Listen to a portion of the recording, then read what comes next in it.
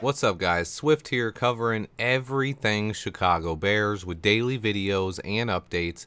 There are quite a few rumors going around in regards to the number one overall pick and Ryan Poles shopping that pick.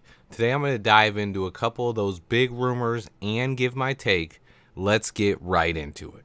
David Kaplan is saying the Colts are prepared to offer Michael Pittman and a bundle of draft picks.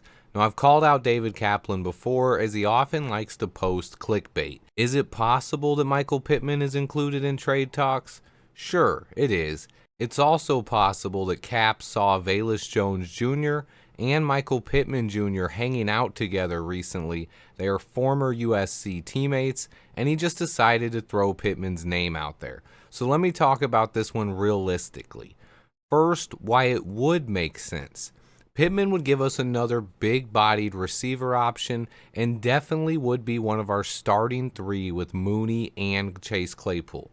However, why it doesn't make sense, we already have our top three receiving options playing on the last year of their rookie contracts in 2023, with Cole Kmet, Darnell Mooney, and Chase Claypool 1 year away from free agency. All three of their contracts are expiring. So is Michael Pittman Jr.'s. Adding Pittman would give us yet another player whose contract expires after 2023. I don't like this. Poles would have 1 year to evaluate all four players with Justin Fields. I do not think Pittman is a realistic option. I think Ryan Poles could be talking to Chris Ballard and the Indianapolis Colts about a variety of trade possibilities. Do I think David Kaplan's source about Pittman is reliable? I do not. I just think it's far-fetched that any players' names would be leaked right now. It's more likely that any ongoing trade talks are centered around draft picks right now. Next up, FaZe Sports and Sports Mockery are reporting that the Panthers could be offering us a bunch of picks as well. Immediately when I watched FaZe's video, based on recommendations from the comments, I saw that his source for the Panthers trade rumors comes from Sports Mockery. Therefore, I simply deem this one 100% fake. Is it possible that the Panthers want to move up? Of course. I included them in my realistic trade possibilities video over a week ago. But there's absolutely nothing new that has emerged from the Panthers. These are just two rumors based purely on speculation. However, it leads me to the biggest rumor of all. The Bears are open for business when it comes to trading the number one pick. Yes, yes, and yes. This one isn't even a rumor. I'll let you hear it from Ryan Poles himself. Yeah, we're always open for business. I think I proved that last year. This is a common term when a team has the number one pick. Are the Chicago Bears open for business? Yeah, we're always open for business. I think I proved that last year. You know, it was a different part of the draft, but again, value. Does the value make sense? Does it help our organization? And that's what will be the guideline for us to make those decisions.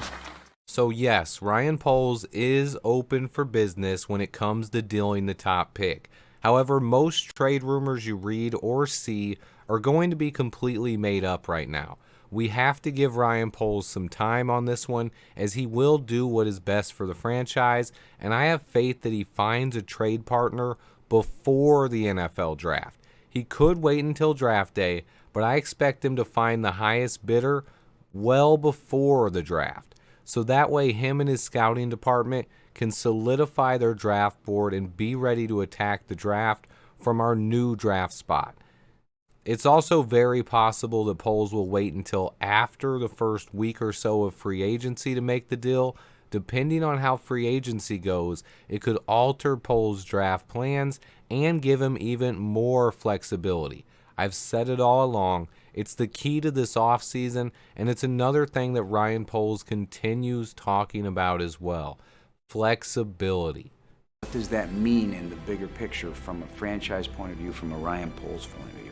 My point of view with that, and really for our entire organization, is flexibility. I think any general manager, any head coach in the NFL just wants flexibility. The ability to acquire more talent, the ability to move around, and really take advantage of opportunities that present themselves. So It was hard to go through this year, not winning a lot of games. But at the end of the day, again, I think we're in a really healthy place where we have maximum flexibility to improve our team.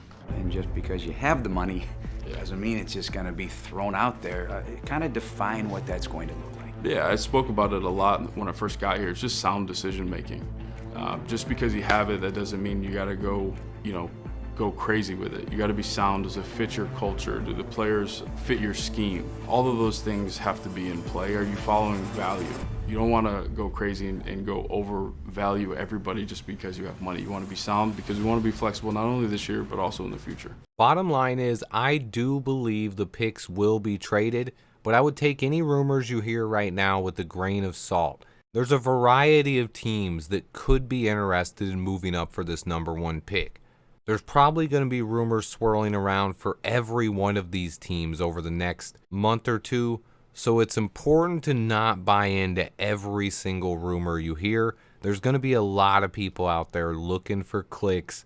By default, if a player is mentioned in the trade, I don't believe it. Players don't usually get mentioned in trades for draft picks and then end up getting traded for that draft pick. In my experience in past in the NFL, anytime a player's rumored to be traded like that, it usually doesn't happen. There's very unique situations where players are traded straight up for draft picks. That is not this situation with Michael Pittman.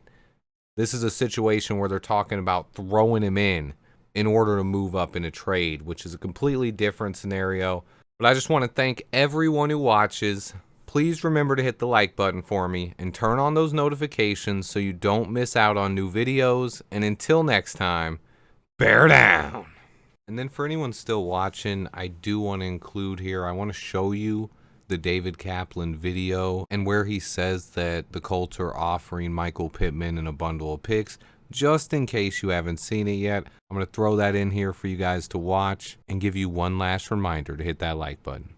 Justin Fields. In fact, the Colts reportedly ready to put a deal together that could include wide receiver Michael Pittman, potentially another player, and a bevy of draft picks. The Texans and others also expected to make strong offers to get all the way up to the top. Who do they all want? It appears Indianapolis is infatuated with Will Levis, the Kentucky quarterback. There are others that like Bryce Young, including Houston, but Will Levis is expected to rocket up the draft boards. And that's why they call him Cap, people.